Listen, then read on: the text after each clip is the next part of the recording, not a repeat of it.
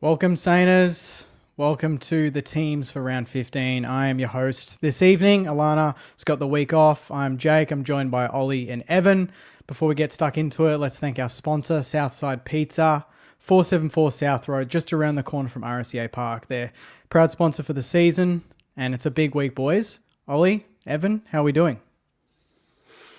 Better now that last week's game's over. Walking out of the stadium was quite refreshing. Get blasted with some freezing cold air and just really bring you back down to earth. Yeah, I kind of knew the answer to the question, to be honest, boys. It's probably a good week for Alana to miss out on to a certain degree. I got the flu right after the game and I blamed it on the Saints, so I wonder if Alana's copped the same thing after that. Probably. We all copped a bit of the Saints flu. A bit of the Saints flu. Well, I mean, it's we've got some exciting things to talk about. There's still a lot to talk about in terms of some certain players not getting a chance this week and some that maybe were a bit lucky to retain their spot. So we'll quickly go over the injuries before we get into that, just so everyone's up to date with everything. So at the moment, Mateus is in. He was a test. Paddy Dow will play VFL, which is awesome news. So he might actually play AFL in the next couple of weeks. Dougal Howard, 1 to 2 weeks, which is a really important one and might offer a bit of flexibility with Caminiti or Tyroo, depending on who plays back when he returns, and Zane Cordy, 3 weeks, and the big one, obviously, Max King. Yeah, we don't really need to go into that too much. We know that that's just an ongoing thing, and we'll just wait to hear. I guess it's going to be round 1 next year. That's what they'll just say. He's done for the year, essentially. But yeah, the ins, they're on our screens. We'll quickly go over our ones.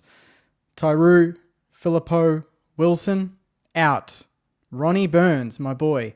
Jack Carroll, Zach Jones, and obviously the debutant, the Flying Viking. Long overdue. It would have happened weeks ago if not for a suspension in the VFL, dare I say. But straight off the bat, boys, what are we thinking? Good, bad, room for improvement? Happy with those changes?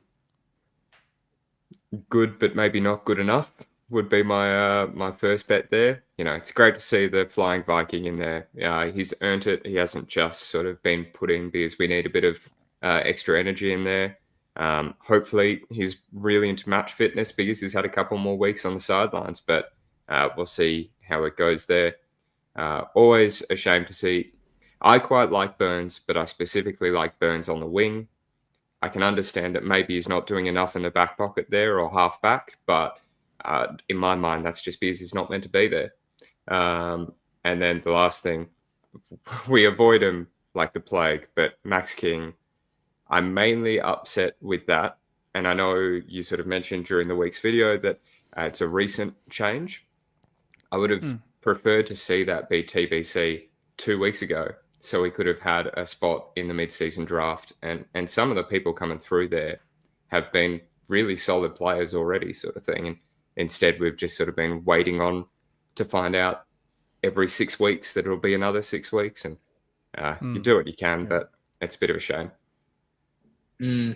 Yeah, I don't know. It's one of those ones that, you know, as St Kilda fans, we'll get crap from other fan bases. Oh, why did you sign Max King? Why didn't you just get rid of him? But I think this year is almost just a write-off, and we just have to focus on getting him right for next year. Unlike both of you, I've never been a big Ryan Burns fan, only because I don't know. I feel like we've got other guys who can play the role he plays a lot better. Yeah. And I think that's becoming clear now that Taru's probably replaced him on the halfback line.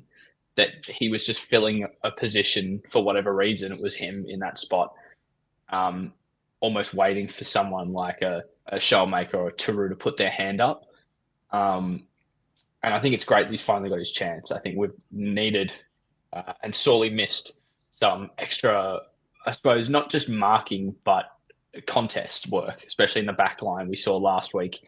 I'm sure we'll talk about it, but Jimmy Webster ending up on Sam Darcy for whatever reason. Yeah. But and then the inclusion of Philippou and Wilson, I think, is needed as well. Wilson was really good playing inside mid at Sandy last week, so that's good. Get his run back in the team, and then Philippou's just a no-brainer, I think. Yeah, I think. When you look at it, that is they're 3 first rounders of the last 3 years that we're playing for the first time. So that, I think, does that get us all excited? Does that get you excited to go to the game? Is that what we all needed after that? Whether we, win the game on the weekend or not, irrespective of that, does that make you more inclined to go to the footy? Because I know the crowd's been a big talking point. Obviously, we're not going to have a problem this week because it's Collingwood's home game. A lot of them are going to turn up, but we want to turn up too anyway and make some noise for his first mark, his first kick. Are those ins exciting? That's exactly what we needed. Yeah. See, for us sort of nailed on fans, I feel like we're likely to go most weeks. Yeah. I think these sort of ins are really good for the, not fair weather, but sort of the outsider fan to maybe just have a look at the team and the score every week. They go, oh, look, this top 10 pick is playing his first game. All these young guys are in the team. Maybe it's looking up. Maybe I'll start going to games again. I think that's the main sort of drag that we've missed. Maybe families, they're not bringing their kids because they don't want their kids to see their team get smacked every week. So those sort of fans who aren't necessarily as locked in on the footy are probably coming back, I think. Yeah, I definitely agree with that. But on the opposing side, us fans that are, on a live stream at Thursday night, I think we're looking at that list and still going, where's Garcia? Where's Boxall? There's still names that we want to see there, exciting names, that we want to develop that we're missing. So it'll be a much more exciting game now that we can see Taru leap for 1 or 2. But still a couple of names that feel like are missing their best chance. I think it's probably just it's probably not their fault, but they all play a very similar position on the ground. They'd all be really strictly centre bounce. Boxall really wouldn't play anywhere else. Garcia really wouldn't play anywhere else. And like we've listed Sinks in the guts, he's going to rotate through there. We've got McRae back. Maybe if McRae wasn't fit, maybe if he wasn't back yet, dare I say Boxall or Garcia get that spot. But because we've got McRae, Steele, Sinks, Wilson's going to go through. I think Max Hall had a stint last week in the guts and he looked really good and I want him to do that more. Toby goes through there a little bit. Even Stocker has the ability to go through there. Naz we've put in there. There's a Hunter Clark, who a lot of people predicted, Ari even predicted that he would have been dropped.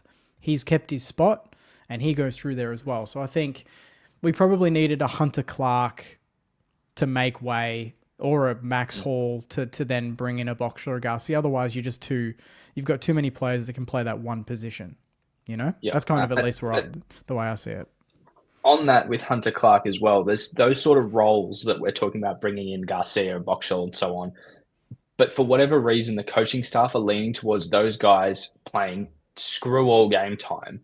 Like Hunter Clark on the weekend played 68% game time, right? Which is really low for someone who's not a sub.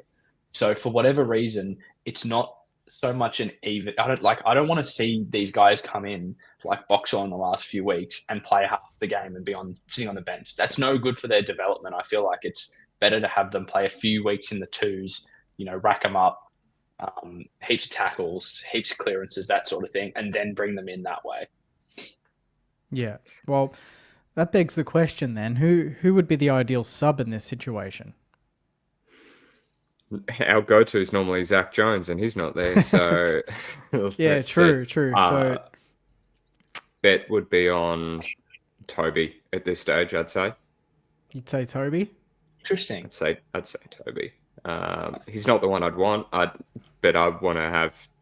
It's been mentioned all throughout this week, our sort of age demographic and how it doesn't seem to quite line up with where we're standing with all the sort of 29 pluses. But I'm definitely in the camp of get another 6 games into Toby, Boxall, get Hill out for now, get Garcia at the half forward midfield rotations. But I think Toby's the most likely. I'll put my hand up and say I would have put Brad Hill as a sub this week. I would have subbed him because I know people wanted him omitted, but that's not going to happen. The next best thing is we do a Garcia and sub him and basically tell him, mate, you're a senior player. You've not been living up to those standards. We're not going to drop you completely, but we're going to sub you. Because, I mean, if you bring Brad Hill on in a third quarter when the game's tight and he's got some running capacity, and just say, just play your wing game and that's all we need from you. And just like do 10 Ks in the next 2 quarters. That'll win us the game or help us. I put that challenge on him, you know? Come on when everyone else is gassed. Maybe that's a strategy we could look at. He's listed on half forward. I'd start Max Hall, Darcy Wilson, even Toby at that point ahead of them in that position. He's a winger. He's not a half forward flanker. So that's my view on how to manage. He does look out of position playing forward. I don't know what it is. He looks a little bit lost. Like I've seen him chasing their kick-ins the last couple of weeks. That's just not his spot in the team. Like not only on paper, but on the ground, that's not his place on the ground. He needs to be a little bit further back so he can deliver the ball. Yeah. Let's go through the outs. So we've talked about Ronnie already.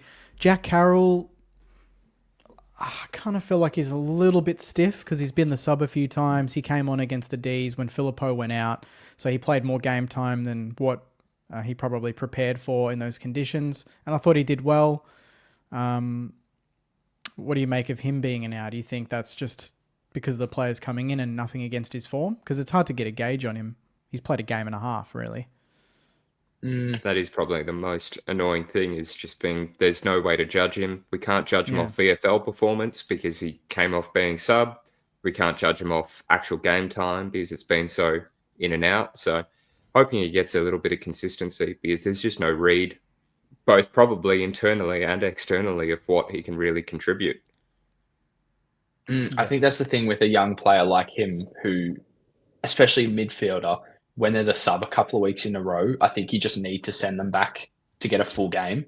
He might come back in next week if we have an injury or, we get beaten by Collingwood quite badly. He's still an option, but I think it's a good plan to rotate that sub, especially if they're a younger guy who potentially needs a bit of a confidence boost going back to the twos. Yeah. And then the last one, the most senior of the omitted, and probably one that we saw coming anyway, Zachy Jones. He plays some of the best quarters of football you'll ever see, and then he goes missing for 6 weeks. That's just Zach Jones at the moment. And that's why some of us fans are like, well, we can see the value of him, but also we shouldn't be playing him. We sit on the fence a little bit because he shows, like when he came on as a sub, I think when Garcia came off that time, he got the spray, he looked great. But then you see some of the errors that he makes, some of the handballs. He's almost too energetic in the contest sometimes, and the ball, like you need a level head in there, and he just doesn't have that at the moment. So I think that's the right call, and it was him or Brad Hill, and we knew that that's the way Ross would go. I just think that's just Ross, to be honest. Not much to explain there. I think we are going to move beyond the likes of him, which is, a bit harsh to say, but that is the reality. I mean, we're blooding youth. He's not in that demographic. It's pretty much blood the youth and try and get the best out of that 23 to 28 sort of age bracket, and that's the Hunter Clarks and these sort of players. The Stockers, Jack Higgins turning 26, to get the best out of them and to see if they can go to that next level. But anyone 29 above that aren't performing, they're in a tough position at a footy club that's really not here to give games to those types. So will he play again this year? If our youngsters step up, probably not. That's the reality. If they don't, he will play. That's just the way Ross will operate, but he's giving the youngsters a chance. Let's move to the midfield. I know this is a big talking point. You boys are very excited to cover off the midfield, so take it away. I'll sit back and enjoy. I really wanted to talk about Marcus Windhager's tag. Now, we all agree he pretty much shut Bond, not out of the game, but he didn't really have an impact as much as he would have any other week. But losing by 70 points, how worth it is it? And I want to get both of your thoughts. How worth it is it tagging such a great player out of the game when we get beaten by that much? Like, is there a point where we go, okay, yes, the tag's working, but we need to get back into the game. So do we let Windy loose? Do we change something in the midfield sort of thing? Yeah, I definitely thought it was a weird strategy, specifically this year, because the Dogs spent the first 5 weeks of the year without the Bond, and they really showed that they know how to run through that midfield without him. Richards is having a great year, Dale off halfback, Kennedy. Like, they have trained the whole year to use Bont as basically a final target as a forward and not as a ball-winning midfielder. So, but I think Windy did a fantastic job at shutting him down, one of the best players in the league. It's just, as you say, was that the most impactful thing we could have done when Bailey Dale's got 12 disposals in the first 10 minutes? And we know Windy can go play off halfback as well. So he could have even gone to Dale because he had, like you said, he had so many touches in the first few minutes of the game. It's like, well, he's clearly getting off the chain. We change something. I feel like as an AFL team, if something's not working, you need to be able to change it on the fly. And it didn't seem like we were doing a lot of that on the weekend. I see both sides, but I think Windy's going to learn more tagging someone like Bont. And how much do we know is the tag because, a way to try and negate Bont and win the game? Or is it more of, that's a bonus and really it's a development sort of tool for Windy to hunt the ball, to learn off one of the best, if not the best, a guy that should have won at least a Brownlow by now. I think we can all agree on that. For him to go there and the belief that builds that, yes, he's played on the kneels and the form of going now and taking on a Dacos, maybe both of them, and doing something like that. I think we should be hanging our hat on a youngster that was disciplined enough that despite his teammates around him falling apart, he actually stuck to the task and delivered and beat his man, who was one of the main differences last time when he returned 33 and 2 goals or whatever it was, So you're kind of damned if you do, damned if you don't. But like you tag Bailey Dale, Bont gets off the chain, then what happens? Then Windy's in no man's land. He's probably feeling shit about himself. We lose by a lot anyway. He doesn't get that midfield time that he wants.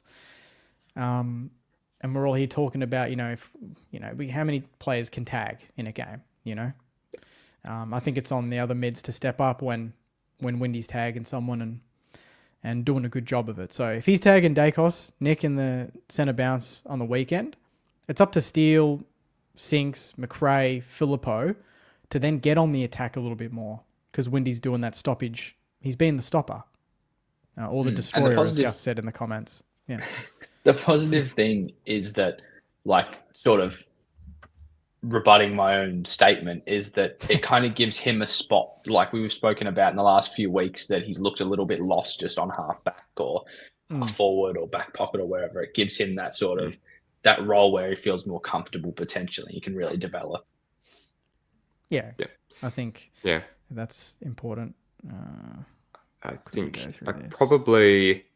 probably even not just shutting down Bailey Dale with him, I'd focus on shutting down Richards as well, who we're looking back a little bit here, but Richards is just one of the most damaging players. Champion Data's got him as the number one player in the league by far as sort of damage goes. So there's maybe a couple things we can do, but as you say, there's only so much you can tag. And I already feel like we just invested so much into contest and clearance because last time we played them, we got absolutely annihilated in the middle there. So we came out this week and tried to just balance out those clearance numbers, and they still punished us anyway. So to a certain degree, I can at least look at it and be like, well, we lost by 50 to 70 twice, but we lost in very different ways, in my head at least. So we tried something. Go us. After all, like Windy, we're so passionate out there. There's no denying that. He kicked that goal on the run. He was shouting. He was doing the full Filippo of just being so in it, passionate. And the captain didn't necessarily go all the way with him. And McRae going up against his old side, who basically benched him, didn't go with him, sort of thing. So, and that's kind of why I'd want to see a few of those young guns through the middle that might see Windy's energy and be like, I've got to match that. And like looking long term, which is scary to do as a Saints fan, but if you're wanting, like if you had the option of Steele tagging and doing a great job and Windy having a mare and losing by 70, or what we got, I'd take what we got, because Windy's going to be part of that long term vision. He's going to be there in the next 5 to 10 years. Steele, McRae, Sinks, perhaps, they're not going to be there at that point. So, taking on a gun head to head and winning, I want Windy to be doing that now, So, like after every game, in a way, in my mind, I want to look at how many of the youngsters performed versus how many of the older heads that aren't going to be there are performing. So if we lose on the weekend, but Filippo, Taru, Windy, Naz, they all have great games, that's good. We need to be ticking those boxes now, because if they're having good games now in a losing side, wait until they all gel and they've got the better support around them. They'll get even better. At least that's what I tell myself before I go to bed. But moving on to do we need to talk about anything else in terms of the midfield? I mean, if we're looking at the Oppo, I mean, we'll probably do that in the Oppo view actually later, won't we? I was just going to say they're sort of like for like a little bit more in terms of the mids compared to like the Dogs or Carlton or Brisbane, Fremantle. Like their midfields, I think, maybe bat a little bit deeper than the Pies. The Pies just are so good around the ground that it kind of makes up for it. Like Ned Long's great, but you'd think Steele or McRae is kind of pretty good head-to-head there. Dacos gets tagged, and then you've got Pendles going through there, but I know they rotate Crisp, who goes through there. I'm probably missing another one, Josh Dacos and Lipinski, but you know what I mean? Like McCreary goes through there as well, I think. McCreary? Okay, yeah. I think it's a bit more even. Midfield. Yeah. That you mentioned his name at the start there, but the number one, obviously Nick Dacos is there. We won't talk about him all day long like most of the AFL media, but I think you can't disrespect Ned Long. You called him great, and I think he's having a great season. His ability to get the ball out to Nick or out to Pendles and the like, and have really clear disposals there post clearance, really important. So as long as we don't lose our inside game too much, got to keep an eye on both him and Nick Dacos or Nakos. Yeah, Nakos, that's the new one. And they call do they call Josh Jacos? Yeah, they'd have to. He doesn't get talked about as much, but yeah, Jacos and Nakos. Sounds like more of a nickname for me, Jacos. Yeah, exactly. To be honest, but I'll take it. Let's move on to the forward line. Obviously, probably avoids a little bit of criticism because often the backline's copping a lot of the pressure, and then you've got the midfield not performing, and the ball. We can always say, well, the ball's not getting to the forwards enough. But generally, when it gets down there, our scoring efficiency's one of the higher teams in the comp. It just doesn't get down there enough. Like, I just wanted to know when we signed Rory Lobb, because it felt like in the second half, we just kicked it to him every single time. Not only did we just kick it to him, we let him take the mark. There was no pressure. I reckon, I don't know the breakdown between his contested and uncontested marks, but I reckon there was far more uncontested in that 9 marks that he took. It was like, I don't know, it was like we just looked at the ball and Rory Lobb's there and, okay, we'll just let him have it. Like, I don't understand where the pressure is. And I think that's a good thing about, what Max King does, is at least he'll try and crash the pack. We don't have anyone realistically. Caminiti would do it, but he's playing in the back line. The guys like Keeler and Sharman. Sharman flies, but Sharman doesn't crash, if that makes sense. There's a bit of a difference because he'll try and take the mark, but if he's late to the ball, he won't necessarily try and punch it. And I think that's something we need a little bit more of just in the contest. If it's not going our way and we keep putting it on heads like we seem to do, we need someone to step up and at least try and bring the ball to ground, because that's where we know we're better at the moment. Yeah, 100% on all counts. I think Lob's contested defense rating from last year is about half of what it was last year. I reckon we just boosted his stats completely, like back to where he was. But you're 100% right. Sharman has had some really great games this year. Mitchie as well. Keeler has had quarters. But whoever it is, we just need that target that is hitting the pack, that is the focus. I saw our free kick rating compared to the other squads. We are bottom of that, like literally 18th. There's probably some St Kilda, we can call it bias in there. But the other thing to me is just we don't have that key forward that's getting chopping calls, that's getting holding calls in the forward line. Because is Rory Lobb really that scared of Sharman in the same way that you might do when planning for the game? Love Sharman. He's the greatest Sharman, but he's not going to have that same effect in giving free kicks to us. So it's a whole thing there, and that's not getting fixed anytime soon. So just got to bring that ball down, let Butler and Higgins do their work, because that's when we've looked the scariest. At the same time, though, Butler was not looking scary at all.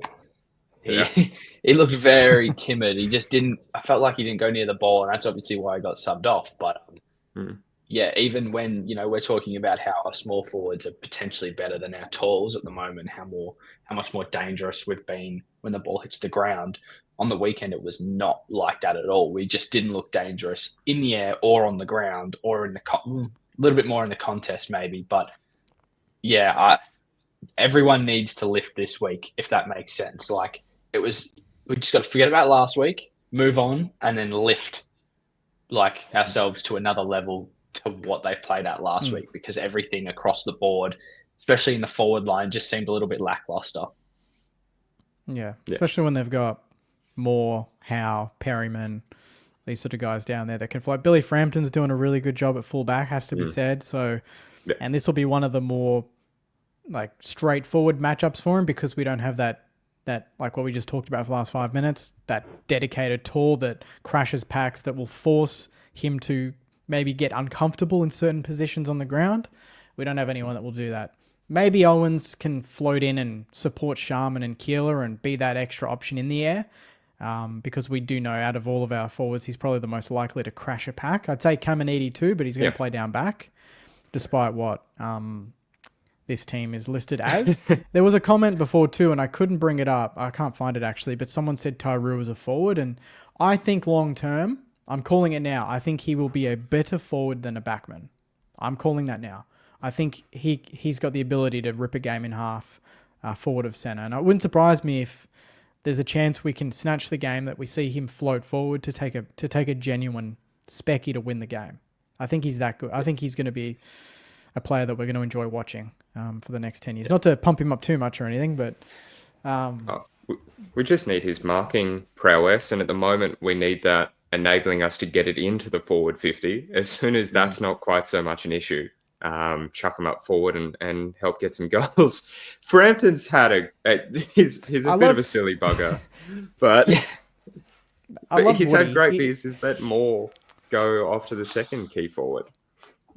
Yeah. No, Woody's talking shit here because he was on Footy Abroad the other night. He probably thinks I didn't watch it because I wasn't on, but he didn't back us at all. So he can't tell me to lift, mate. You got to lift. You were outnumbered on the show and you didn't deliver, mate. And Jakey boy here would have done that. So don't give me that, mate. Don't give me that. Frampton locked up Philthorpe when he was in incredible form. I think that's the little sample size. That's all you need. Mm-hmm. Philthorpe looked like one of the most dangerous tall forwards, and then Frampton plays on him and he has zero impact on that game. So that's premiership key forward Frampton that you're talking about right there. One disposal premiership player. He's got the support around him too, though. So we've got to take that into account. He's got that. Like, look at the experience around him. Howe, Houston, Moore, Perryman, Quaynor. Like, Jack Crisp can go back. Usually be Maynard as well. He's not going to play, which I think is good for us because that's less run off halfback, but we'll talk about that later. Any other points on the forwards, guys, or happy to move on? Yeah, probably the last name for me. We mentioned him briefly, but my favourite player of this year that's come through this year is Max Hall. I think he has got a just great head on his shoulders as far as he gets possession at halfback. He's not the exciting one necessarily, but he just helps you get out of there. He's getting close to goal a game sort of player once he's running through the midfield as well. I think he's just got a really a solid approach to game day there. I'm really happy with how he's going. I hope he doesn't get dropped. No, he's incredibly clean. And yeah, he's a sort of high impact, low possession getter at the moment. So the more possessions he gets, I think the more impact obviously he will have. But he can have 10 touches and that's 2 goals and maybe 2 direct goal assists because he's so clean with the football. That kick when he burst out of the contest and kicked it to Higo 55 down the line, hit him perfectly, set up the first goal of the game last week. You know, that doesn't happen with any other player really. We've seen players butcher the ball and float it into the 50. He's nailing those kicks. And even go back a few weeks, that set shot he took against Carlton early in the game from the boundary, I was right behind that. He's a beautiful set shot and a big kick for a smaller guy. So keep it up, Max. He's doing a great job. I don't think he should be dropped anytime soon, if I'm honest. All right. The back line. I say that with so much enthusiasm. Probably the most settled part of the ground, really. Like in terms of ins and outs and shuffling, the players around. That's probably the one part of the ground that the usual suspects. It's a lock. We kind of know who to expect down there. Yep. Well, which is good considering how much of an issue it was at the start of the season with Dukes going out and us really not sure how we were going to field that back line without Battle and him. Thank God for Callum Wilkie. What would we do without him? Sinclair as well. The only thing I didn't like about Sinclair having his 200th game is that we don't get another 200 from him. But like those two, are something special. Stocker as well. Can't forget my boy Stocker. I've got 2 final thoughts though that I think we need to move past Webster. I said before the stream started, I think he's been reliable every year, but I've become the number 1 Jimmy Webster hater. I think we've just got enough names back there now in a similar role to move in for him. Hate's such a strong word. Such a strong word. Yeah. Maybe how can we reframe that? Put in the comments instead of number 1 pessimist. Pessimist. Maybe.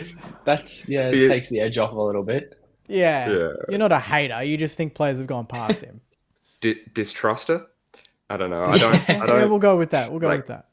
He's such a defensive lockdown role. You stick him on a Toby Green, and normally I'd be like, okay, Green's going to get 2 goals instead of 4. That's a win.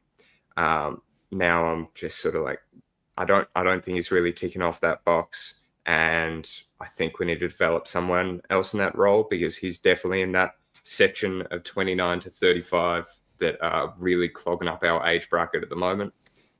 So, whether it's Hasty, Barrett, we've got a couple of names back there that are starting off. I need him in there.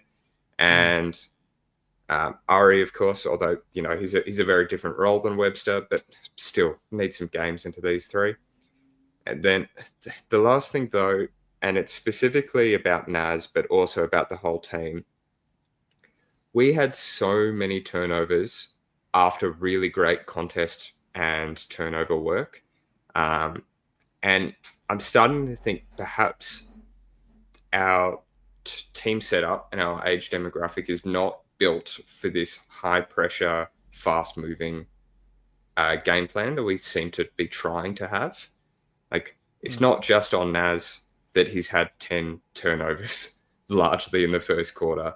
Like, there were some that just went clear over other players' heads. And are we just not quite switched on enough or reading the game enough for us to be playing that dash off halfback experience? Do we need to be like a team? I'd hate to say it, but Richmond and North Melbourne aren't playing that game right now. They're playing contest clearance, get it forward, solid, slow movement, and that's matching their age profile. Are we trying to play a game that we just can't play right now? That's a good one. I'm really glad you brought that up, Evan, because I was going to say the way that it looked at the game. Obviously, we don't know behind the scenes what the system is and how they want it to work. But the amount of times that I could see an open switch, and this is on the defenders a little bit, more so the system that they're being told to play, it felt like there was a lot of, oh, we'll just go long down the line again. We'll clear the ball out and then we'll just go long. Yeah. Whereas sometimes you have to lower your eyes and go, oh, there was like 2 or 3 points where I saw Naz on the far wing wide open. It's one kick over and then the second one to him and he runs onto it. There was none of that. There was no shifting the Bulldogs zone. No wonder Rory Lobb kept marking the ball and Tim English had a big impact on the game around the ground.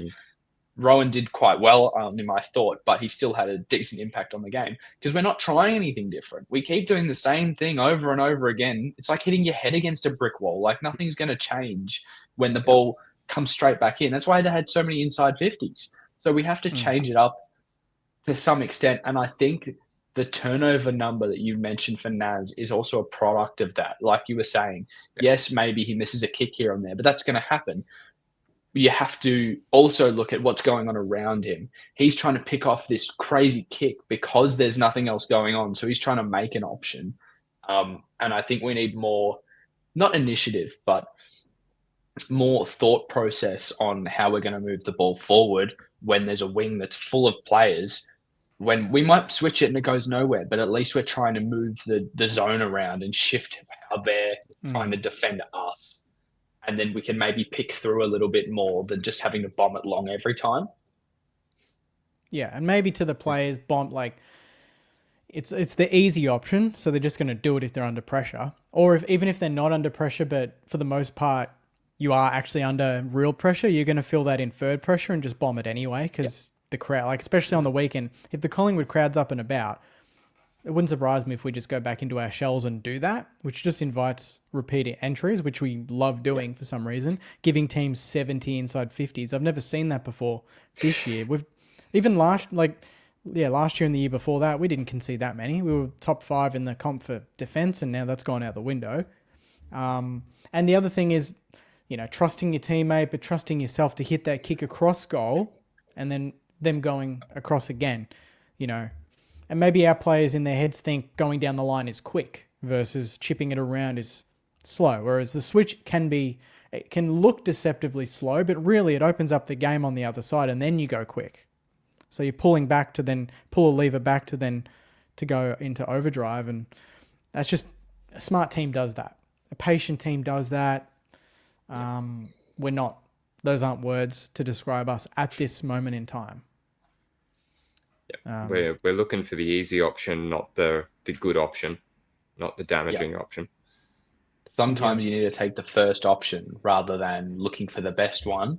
You just have to pick off that kick, like even inside 50. I know we're talking about the defense, but coming out of defensive 50, through the midfield, inside 50, sometimes you just need to go, oh, there he is, give the handball. 15-metre kick, 25-metre kick, rather than ignoring it and then getting yourself into more trouble later. I think having Tyroo back there, that's one benefit of having him in the back line is underrated field kick. He does like to bite off a little bit more, and that's why he was likened to Jeremy Howe, when we drafted him, because of his marking ability, but also Jeremy Howe's a phenomenal field kick. He opens up the game. He can go for those risky kicks, so balancing that with Naz is going to be exciting because when he marks it, he likes to move it quick. He likes to go. He's not a slouch. He can run. So I think people that are going to the game on the weekend, obviously we know he's going to take some good marks, but they're probably going to be surprised by how athletic he really is with the ball in hand and just in terms of the way that he moves for such a tall guy. So that's just shout out to him. I think, I think I've talked about him quite a bit already. He deserves the big upping as well, though, I reckon. It's been a tough week. I've been sick. We got done a week. This time last week we weren't 10 goals down yet. That's all right. We're just warming up. I think the back line, Caminiti, Taru, Wilkie, Naz, Sinks will go back there a little bit. There's some drive that can come from that if we can take the game on and play with a bit of flair. There's no point playing those types of players down there if you're not wanting to create scoreboard pressure from those chains. That starts with them. And Wilkie's not a bad kick either. So, all of them down there, go for those kicks. Back yourself. I think just lastly, really quickly, I think Anthony Caminiti is really warming into his role. I think the Darcy, I think it was 3-2 or something he ended up with. But I don't think that's reflective of Hammer because I don't know off the top of my head if he kicked goals from them both, but Jimmy Webster and Zach Jones and Brad Hill all ended up on him at some stage in a marking contest.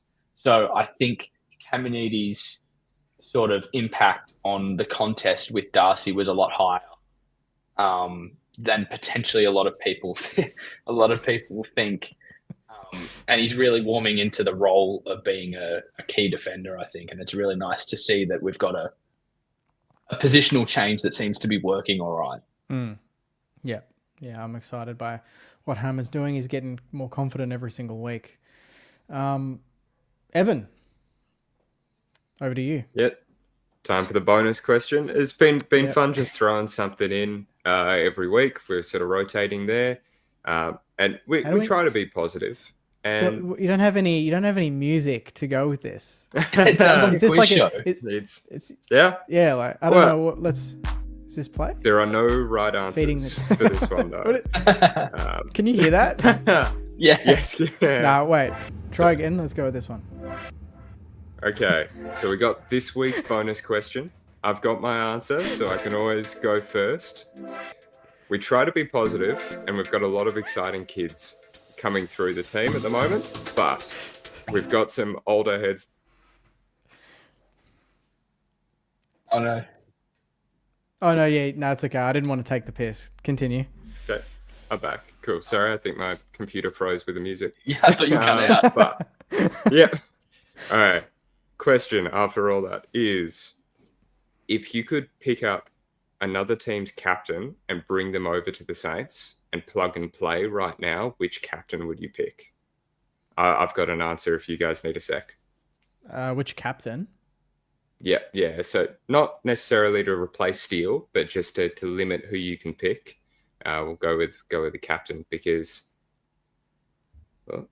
I'm picking Noah Anderson every day of the week. Oh, Noah Anderson. Okay.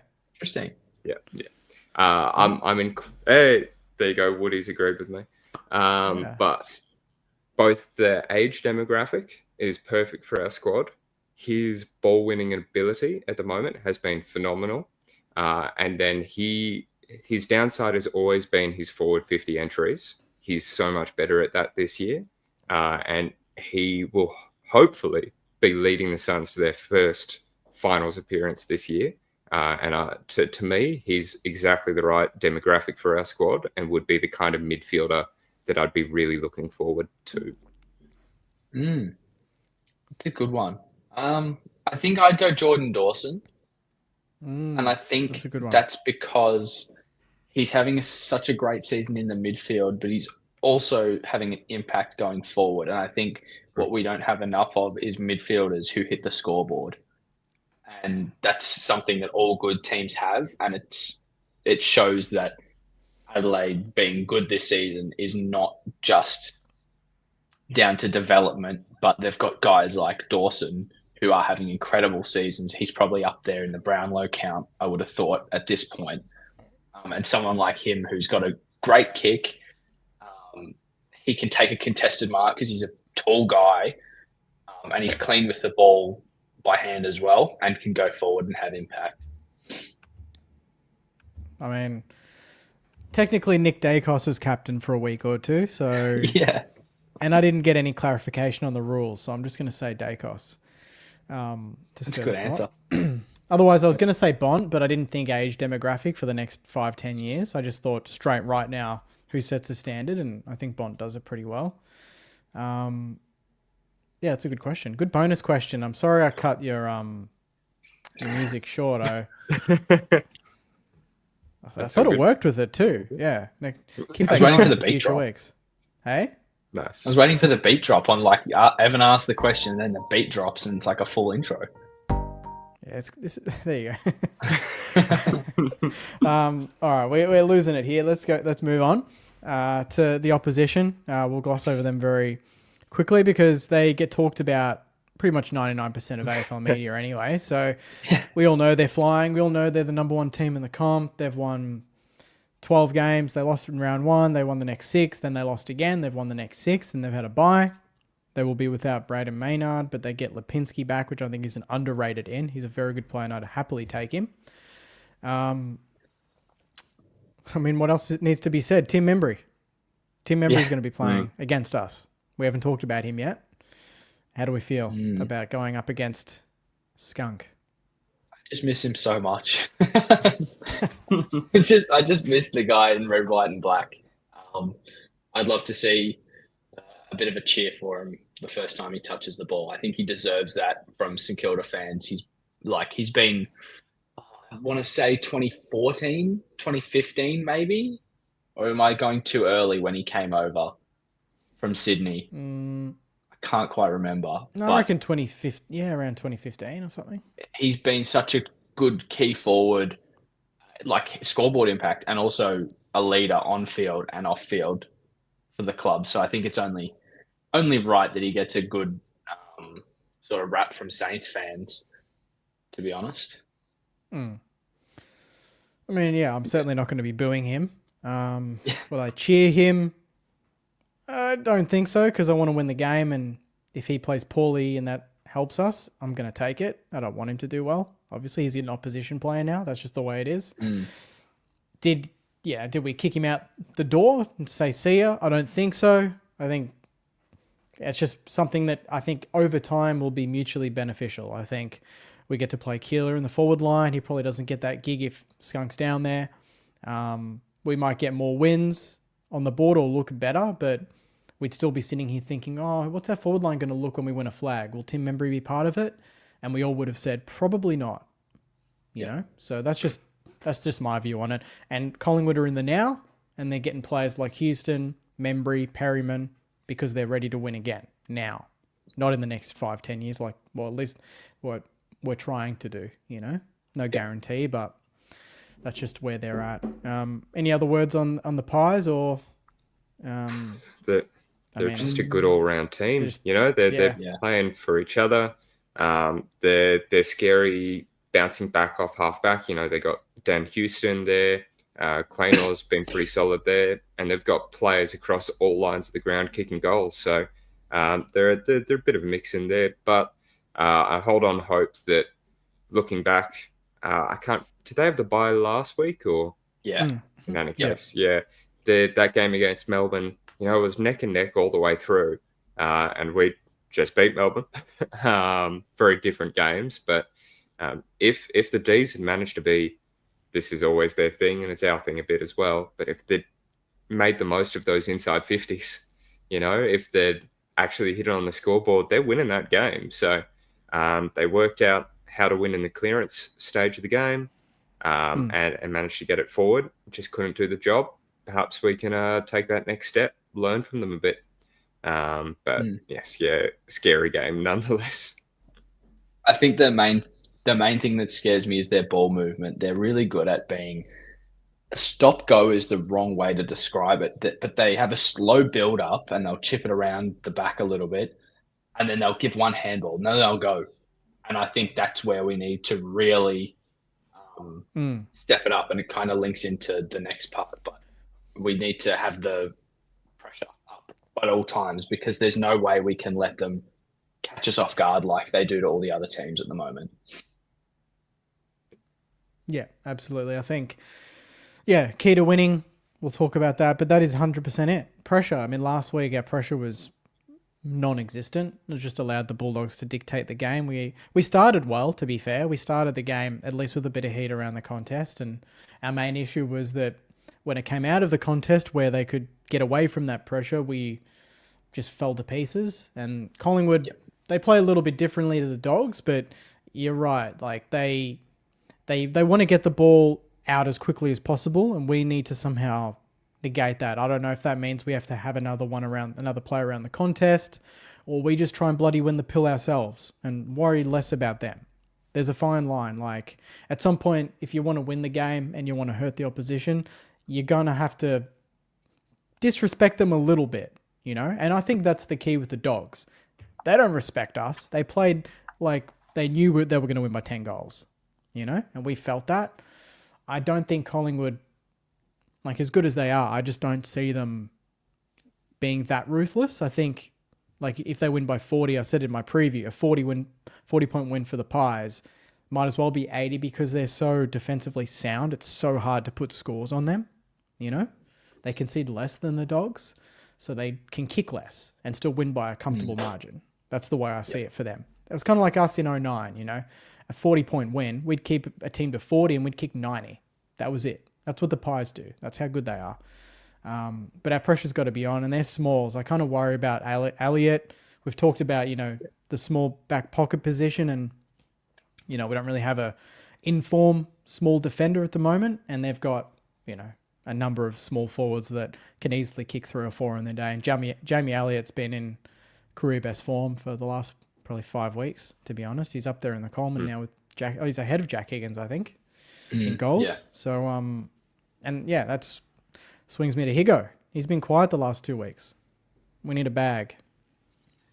Yeah, big time. Yeah. We need someone to step up and actually, like, have a bit of scoreboard impact, not just... I don't think we had any multiple goal scorers last week. We kicked, like 8 goals. No multiples as far as I can see, no. So, need a bigger team effort. Yeah, Owens, mate, if Owens has taken 4 marks inside 50, that's got to be 3 goals at least, you know? Yeah. He's got to get that kicking right. He's got to take his chances. As good as he is in the contest and he wins his own ball, it's the end product, and that's what wins games. That's what will win us the game. If he can have a big one, or if you know, Sharman takes a few hangers, Filippo kicks a few outside 50s, good for a goal too. We're going to need some midfield goals because they're so good down there. Long kicks goals, Dacos kicks goals, Pendles goes forward, side bottom, always finds a couple.